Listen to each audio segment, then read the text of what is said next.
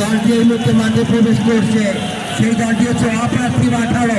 আমার কাছে যে তথ্য রয়েছে তারা ঘোড়ার গাড়িতে চড়ে ফুটবল খেলতে ছুটে এসেছে হাতিবান্ধার ফুটবল স্বর্গে।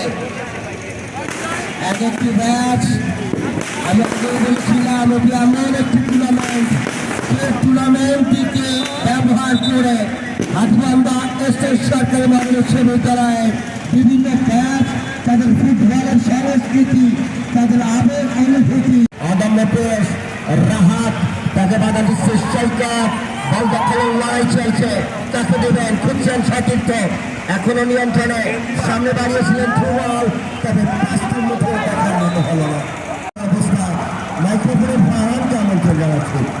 ধন্যবাদ সুরজ ভাই। আমরা দেখতে পাচ্ছি